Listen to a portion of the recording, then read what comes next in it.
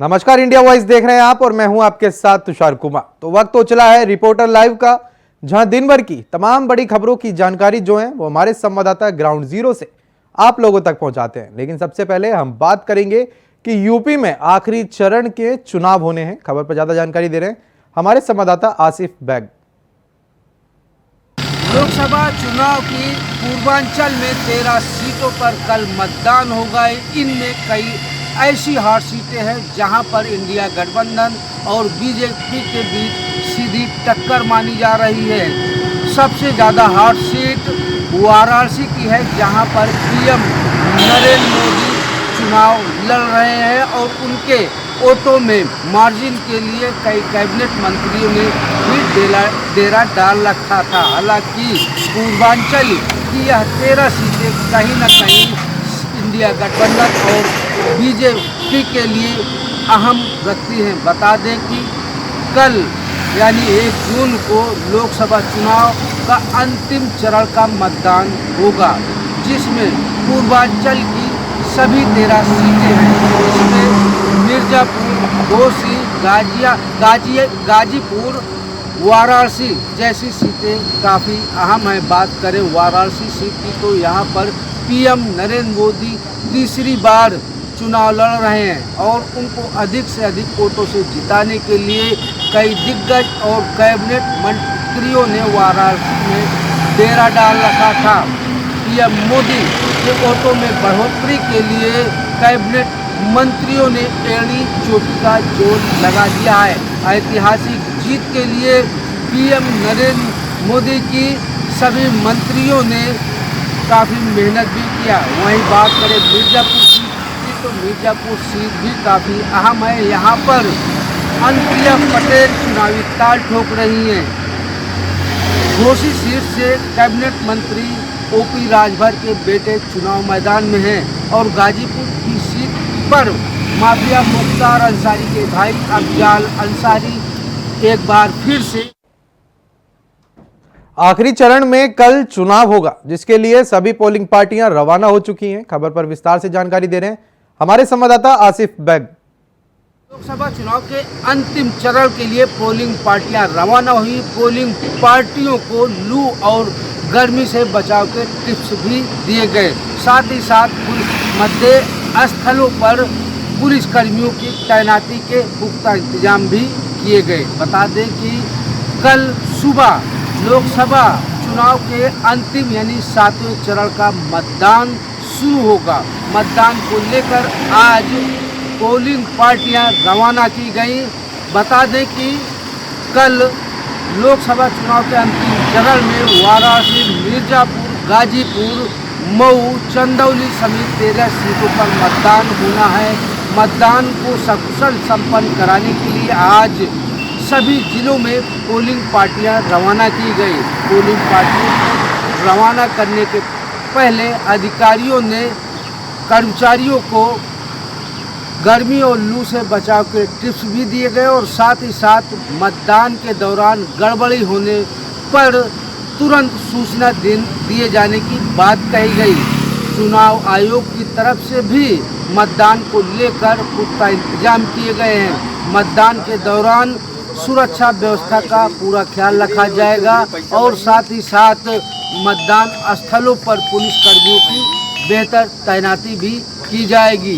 कल सुबह मतदान शुरू होगा और शाम तक मतदान जारी रहेगा। फिलहाल अंतिम यानी 7वें चरण के मतदान को सकुशल संपन्न कराने के लिए बेहतर व्यवस्था किए जाने का दावा चुनाव आयोग ने किया है।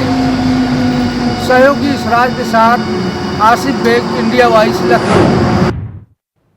दिल्ली में पानी की किल्लत बड़ी समस्या बनती जा रही है। खबर पर विस्तार से जानकारी दे रहे हैं हमारे संवाददाता अजीत कुमार। दिल्ली में भीषण गर्मी के बीच बढ़ते तापमान ने जहां एक ओर आम जनजीवन को अस्त व्यस्त करके रख दिया है, तो वहीं दूसरी ओर इस भीषण गर्मी में जल संकट भी गहराता जा रहा है। दिल्ली के अलग अलग इलाकों में जल संकट की समस्या देखने को मिल रही है, जहां दिल्लीवासियों को इस भीषण गर्मी के बीच पानी के लिए दोहरी मार झेलनी पड़ रही है। जी हाँ, आपको बता दें कि गर्मी के मौसम में पानी की डिमांड जहां एक ओर बढ़ जाती है, तो वहीं दूसरी ओर इस बार राजधानी दिल्ली में जगह जगह पानी के लिए हाहाकार हो रहा है। लोग टैंकरों पर पानी के लिए भागते नजर आ रहे हैं और उसमें भी लोगों को जिस तरह की तस्वीरें सामने आ रही है वो निश्चित तौर पर बहुत ही चिंता का विषय बना हुआ है। आपको बता दें कि ये पहला मौका नहीं है जब बढ़ती गर्मी के बीच दिल्ली में जल संकट आया हो। इससे पहले भी लगातार जल संकट की समस्या आमतौर पर देखने को मिलती है, लेकिन जरूरत है कि सरकार इस पर कोई स्थायी समाधान की ओर काम करे। हालांकि इस जल संकट के बीच में राजनीति का पारा भी लगातार बढ़ता जा रहा है। शायद इसी का परिणाम है कि जहां एक और भाजपा जल संकट के मुद्दे पर लगातार दिल्ली की केजरीवाल सरकार के खिलाफ अपना आक्रोश व्यक्त कर रही है, तो वहीं दूसरी ओर आम आदमी पार्टी इस पूरे जल संकट के बीच हरियाणा को मुख्य दोषी ठहरा रही है। फिलहाल अब ये देखना होगा, क्योंकि दिल्ली सरकार ने जल संकट को लेकर के सुप्रीम कोर्ट का दरवाजा खटखटाया है, तो देखना लाजमी होगा कि आने वाले दिनों में दिल्ली वासियों को जल संकट से राहत मिल पाती है या नहीं। Ajit Kumar, India Voice, Delhi. लखनऊ में सीएम योगी ने बिजली कटौती को लेकर दिए निर्देश। खबर पर विस्तार से जानकारी दे रहे हैं हमारे संवाददाता रमन मिश्रा। भीषण गर्मी और हीट वेव से उत्तर प्रदेश की जनता को कैसे बचाया जाए, ये सवाल पिछले हफ्ते से मुख्यमंत्री योगी आदित्यनाथ के दिमाग में गूंज रहा है और अब मुख्यमंत्री योगी आदित्यनाथ ने अधिकारियों को सख्त निर्देश देते हुए कहा है कि हीट वेव और भीषण गर्मी से जिस तरीके से भी जनता को राहत मिले वो हर प्रयास सभी संबंधित विभागों और सभी अधिकारियों द्वारा होना चाहिए। मुख्यमंत्री योगी आदित्यनाथ ने इस दौरान अधिकारियों को सख्त आदेश देते हुए ये कहा कि बिजली कटौती बिल्कुल नहीं होनी चाहिए और साथ में चाहे ट्रांसफार्मर खराबी की दिक्कत हो, चाहे कोई तार की दिक्कत हो, तुरंत उसका समाधान होना चाहिए ताकि आम जनता गर्मी से उन संसाधनों के सहारे गर्मी से लड़ पाए और राहत महसूस करे। इसके साथ ही मुख्यमंत्री योगी आदित्यनाथ ने अधिकारियों से सड़कों पर, सार्वजनिक स्थानों पर पेयजल की व्यवस्था करने के निर्देश दिए। साथ में धार्मिक स्थलों पर भी पेयजल और ठहरने के उन्होंने व्यवस्था करने का निर्देश दिया है। मुख्यमंत्री योगी आदित्यनाथ ने इसके लिए कई कैंप लगाने का भी निर्देश दिया है। और बात करें लोगों के साथ में तो प्राणी जो उद्यान है वहाँ भी जानवरों के लिए खाने पीने का उचित वहाँ पर व्यवस्था की जाए और पेयजल की भी व्यवस्था की जाए और साथ में जो ग्राम सभाओं में गौशालाएं बनी हैं वहाँ पर गौवंशों के लिए पेयजल और चारे की उचित व्यवस्था करने का भी सख्त निर्देश दिया है। आपको बता दें मुख्यमंत्री योगी आदित्यनाथ ने 2 दिन पहले भी निर्देश जारी करते हुए बिजली कटौती को लेकर सख्त निर्देश दिए थे, जिसके बाद से बिजली महकमा कहीं ना कहीं थोड़ा सा उसने अपने जो कार्यशैली है उसमें सुधार किया है और अब मुख्यमंत्री के सख्त निर्देश के बाद में सभी विभाग के संबंधित विभाग के अधिकारी व्यवस्था करने में लग चुके हैं। कैमरामैन सर्वेश के साथ रमन मिश्रा, इंडिया वॉइस। राजस्थान में मुख्यमंत्री भजनलाल शर्मा ने की बड़ी बैठक। खबर पर विस्तार से जानकारी दे रहे हैं हमारे संवाददाता कुलदीप सैनी। राजस्थान में लगातार बढ़ रही गर्मी अब राजनेताओं के लिए भी बड़ी समस्या बनी हुई है, जहां एक और सूबे के मुख्यमंत्री भजनलाल शर्मा अब चुनावी दौरों के बाद राजस्थान पर ध्यान दे रहे हैं। इस और मुख्यमंत्री का फोकस अब राजस्थान में बढ़ रही गर्मी, हीट वेव्स, पेयजल किल्लत और बिजली कटौती को लेकर है।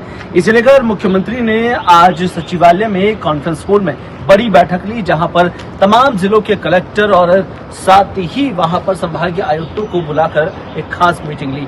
इस मीटिंग में तमाम मुद्दों पर चर्चा की गई है। साथ ही मुख्यमंत्री ने बिजली कटौती, पानी और साथ ही बढ़ती गर्मी को लेकर निर्देशित किया है कि प्रदेश में जिस तरीके से हीट वेव से लगातार मौतें हो रही है उसके रोकथाम के लिए क्या कुछ उपचार है, इसे लेकर भी बैठक में बात की गई है। हालांकि इसके बाद मुख्यमंत्री सीधे मेहंदीपुर बालाजी निकल गए, जहां पर केंद्रीय मंत्री पीयूष गोयल और ओम बिरला उनके साथ नजर आए। कैमरा पर्सन मनीष के साथ मैं कुलदीप, इंडिया वॉइस, जयपुर।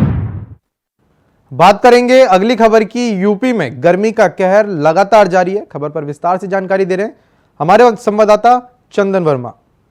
लगातार जिस तरह से गर्मी अपना चरम सीमा पर है, वहीं अगर बात की जाए मौसम विभाग की, तो मौसम विभाग ने भी ऐसा अनुमान जताया है कि आने वाले समय में जो ये हीट वेव है, जो टेम्परेचर है, वो इससे भी ज़्यादा हो सकता है, जिसको लेकर राहत कार्य बचाव के लिए जो स्वास्थ्य विभाग है उसने भी अपना अलर्ट जारी कर दिया है। उसका साफ तौर पे ये कहना है कि अगर घर से निकले तो अपने सर पर रुमाल बांधे और साथ ही साथ चश्मा लगाए, और लगातार ये जो गर्मी है वो अपना भीषण रूप दिखाती हुई नज़र आ रही है।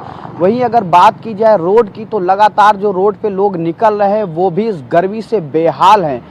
और अगर अस्पताल की बात की जाए तो अस्पताल की ओपीडी से लेकर और इमरजेंसी तक लगातार लोगों का तांता लगा हुआ है। ऐसे में जो लोग हैं वो जा रहे हैं, क्योंकि भीषण गर्मी में लगातार लोगों की तबीयत खराब होती नज़र आ रही है। अब देखना ये होगा कि जिस तरह से ये भीषण गर्मी है, इसको लेकर प्रशासन की तरफ से क्या चीज़ें, किन बचाव के लिए क्या दिशा निर्देश जारी किया जाता है। हालांकि लखनऊ के नगर निगम और पुलिस की संयुक्त टीम के द्वारा एक बड़ा निर्णय लिया गया है। चौराहों पर 1 बजे से लेकर और शाम 4 बजे तक येलो सिग्नल रहेगा, जिससे लोगों को आवागमन में कोई दिक्कत ना हो। कैमरा पर्सन राहुल के साथ में चंदन वर्मा, इंडिया वॉइस, लखनऊ। राजस्थान में गर्मी से हाल बेहाल हो गया है। खबर पर ज्यादा जानकारी दे रहे हैं हमारे संवाददाता कुलदीप सैनी। राजस्थान में नौतपा लगातार लोगों को परेशान कर रहा है और इस बीच लगातार बढ़ती गर्मी कहीं न कहीं अब लोगों को सताने लगी है। राजस्थान के सरहदी जिलों के साथ ही तमाम जिलों में भीषण गर्मी से लोग परेशान हैं, तो वहीं दूसरी ओर पेयजल, बिजली कटौती और इसके साथ ही कहराती गर्मी अब लोगों के लिए कहीं न कहीं नासूर बन चुकी है। मुख्यमंत्री की ओर से लगातार अपील की गई कि गर्मी से बचाव किया जाए, लेकिन उसके बावजूद प्रदेश में गर्मी से किसी तरह के प्रशासन की ओर से कोई तैयारियां नहीं की गई है। इसके चलते राजस्थान के सरहदी जिलों में आज भी तापमान 50 डिग्री के पार रहा। बीएसएफ के जवानों को तपती धूप में देखा गया, तो वहीं लगातार कई जिलों में अब तापमान एक समान बना हुआ है। जयपुर समेत कई जिलों का पारा आज भी 47 डिग्री के आसपास रहा। मौसम विभाग का मानना है कि आगामी कुछ दिनों के बाद मौसम में राहत जरूर मिलेगी, लेकिन 4 जून तक किसी तरह का कोई भी उतार चढ़ाव इस मौसम में नहीं देखने को मिलेगा। कैमरा पर्सन मनीष के साथ मैं कुलदीप, इंडिया वॉइस, जयपुर। बुलंदशहर में आग का तांडव देखने को मिला। खबर पर ज्यादा जानकारी दे रहे हैं हमारे संवाददाता वरुण शर्मा। उत्तर प्रदेश के बुलंदशहर में आज आवास विकास चौकी में परिषद में खड़े वाहनों में अचानक आग लग गई और आग ने विकराल रूप ले लिया। दरअसल आपको बता दूं, बुलंदशहर नगर क्षेत्र के आवास विकास चौकी में जब्त वाहन भारी तादाद में खड़े थे, वहीं अचानक किसी कारण वाहनों में आग लग गई। आग लगने के बाद एक के बाद एक वाहन जलकर खाक हो गए। बताया जा रहा है कि आग लगने से 1 दर्जन से अधिक वाहन जलकर खाक हो गए। वहीं स्थानीय लोगों ने और पुलिस ने तत्काल दमकल विभाग की टीम को सूचना दी। मौके पर पहुंची दमकल विभाग की टीम ने 1 घंटे की कड़ी मशक्कत के बाद 5 दमकल की गाड़ियों से आग पर काबू पाया है। वहीं इस मामले में एसपी सिटी ने जानकारी देते हुए बताया है कि अभी तक आग का कारणों का पता नहीं लगाया है, किन कारणों से आग लगी है। फिलहाल मामले की जांच की जा रही है। चौकी पर जो वाहन खड़े थे वो जब्त और एमपीडब्ल्यू के जो कार्रवाई होती है उनके वाहन थे। अभी इस मामले की भी जांच की जा रही है, कितने वाहनों में आग लगी है। फिलहाल पुलिस मामले की जांच में जुटी है। Varun Sharma, India Voice, Bulandshahr. उत्तराखंड में लोकसभा चुनाव की मतगणना की तैयारियां पूरी हो चुकी हैं। खबर पर ज्यादा जानकारी दे रहे हैं हमारे संवाददाता अभय कैंतुरा। लोकसभा चुनाव के लिए 4 जून को होने वाली मतगणना की तैयारी निर्वाचन आयोग की तरफ से पूरी की जा चुकी है। निर्वाचन आयोग की तरफ से रायपुर में या हर जिला मुख्यालय में जो कंट्रोल रूम है वो बना दिए गए हैं। मतगणना स्थल की तैयारियां पूरी हो चुकी है और जहां पर स्ट्रांग रूम बनाए गए वहां से लेकर अंदर मतगणना स्थल तक पूरी तरीके से जो सुरक्षा का घेरा वो 3 चरणों में यहाँ पर रहने वाला 3 लेयर सुरक्षा का घेरा रखा गया। इसके अलावा किसी भी ऐसे कर्मचारी के अंदर या व्यक्ति के ऐसे एंट्री नहीं होगी जिसके पास पास नहीं होगा या जिसका काम वहाँ पर नहीं होगा। पूरी तरीके से यह कह सकते हैं कि नेताओं से लेकर अधिकारियों कर्मचारियों तक के लिए जो मानक हैं वो मानक यहाँ पर बढ़ा दिए गए ताकि कहीं पर भी किसी भी प्रकार की कोई खामी ना रहे और मतगणना के दौरान किसी प्रकार का कोई व्यवधान ना रहे। इसके अलावा राजनीतिक दलों की जो जुलूस विजयी जुलूस जो निकलते हैं उसको लेकर भी मानक तय कर दिए गए हैं। तो ये कहा जा सकता है कि उत्तराखंड में निर्वाचन आयोग की तरफ से पूरी तैयारी कर दी गई है। 5 सीटों के लिए अलग अलग मतगणना स्थल रखे गए और सबसे ज़्यादा 800 से ज़्यादा टेबल यहाँ पर बनाए गए। तो ये कहा जा सकता है कि तैयारियाँ पूरी हैं। 4 जून का इंतजार यहाँ पर है जब मतगणना शुरू होगी और सरकार किसकी बनेगी उसको लेकर बातचीत यहाँ पर होगी। ये भी कहा जा सकता है कि सबसे पहले टिहरी लोकसभा सीट का रिजल्ट आने की उम्मीद है और सबसे अंत में हरिद्वार या पौड़ी लोकसभा सीट का रिजल्ट आ सकता है। निर्वाचन आयोग ने अपनी तैयारी कर ली और अब इंतजार सिर्फ 4 तारीख का है। कैमरामैन नाथुनिया साथ अभय केंतुरा, इंडिया वर्ल्ड, देहरादून। बात करेंगे अगली खबर की। उत्तराखंड के चर्चित साहनी बिल्डर सुसाइड मामले में अब पुलिस ने अपनी जांच जो है वो तेज कर दी है। खबर पर ज्यादा जानकारी दे रहे हैं हमारे संवाददाता अभय केंतुरा।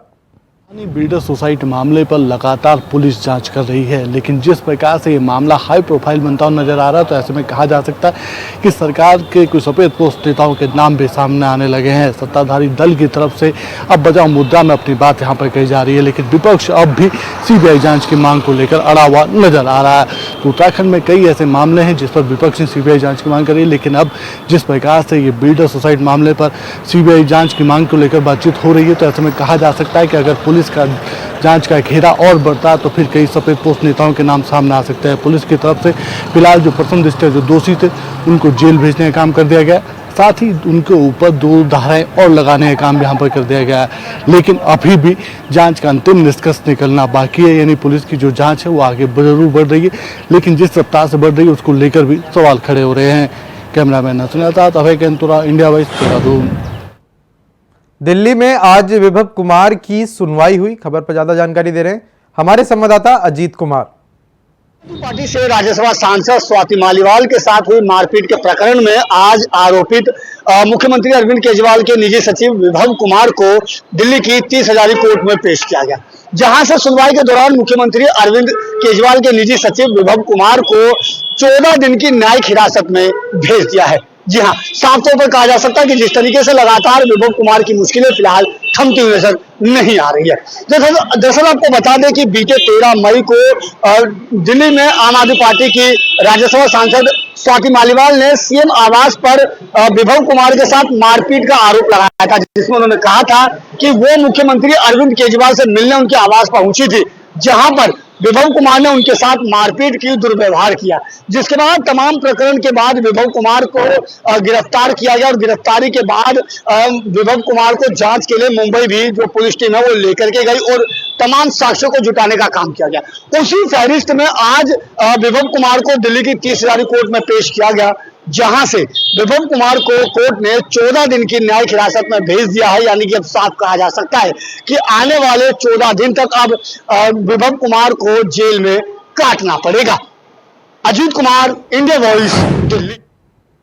प्रयागराज में शाही ईदगाह मामले में हुई सुनवाई। खबर पर ज्यादा जानकारी दे रहे हैं हमारे संवाददाता शोएब रिजवी। मथुरा श्री कृष्ण जन्मभूमि और शाही ईदगाह मामले में आज इलाहाबाद हाई कोर्ट में एक बार फिर सुनवाई हुई। सुनवाई होने के बाद अब फैसले को सुरक्षित कर लिया गया है। दरअसल जो शाही ईदगाह और मथुरा जन्मभूमि है उसको लेकर के, उसकी पोस्टरीता को लेकर के इलाहाबाद हाई कोर्ट में एक लंबी सुनवाई हुई। कई तारीखों पर सुनवाई हुई।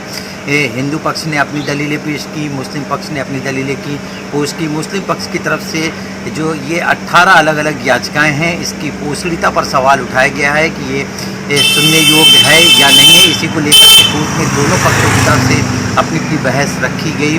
पिछली तारीखों पर लगातार हिंदू और मुस्लिम पक्ष ने तमाम दलीलें पेश की। हिंदू पक्ष की तरफ से कुछ साक्ष्य रखे गए। इसको लेकर के सुनवाई हुई थी। आज सुनवाई के आखिरी दिन दोनों पक्षों ने अपनी अपनी बातें रखी और अब इलाहाबाद हाईकोर्ट ने अपना फैसला सुरक्षित कर लिया है। उम्मीद की जा रही है कि जल्द ही इलाहाबाद हाईकोर्ट अपना फैसला सुनाएगा, जिसके बाद ये साफ हो पाएगा कि इन याचिकाओं की पोस्टरीता है या नहीं है, क्योंकि इस पूरे मामले में मुख्य बिंदु यही रहा है कि ये याचिकाएं पोस्टरी हैं या नहीं है। तो अब इलाहाबाद हाईकोर्ट ने दोनों पक्षों की दलीलें सुनने के बाद फैसला सुरक्षित कर लिया है। उम्मीद की जा रही है कि जब फैसला आएगा तो ये चीज़ें साफ हो जाएंगी। Shoaib Rizvi, India Voice, Prayagraj. संभल में विद्युत कर्मियों के साथ मारपीट हुई, जिसका वीडियो सोशल मीडिया पर तेजी से वायरल हो रहा है। खबर पर विस्तार से जानकारी दे रहे हैं हमारे संवाददाता सतीश सिंह।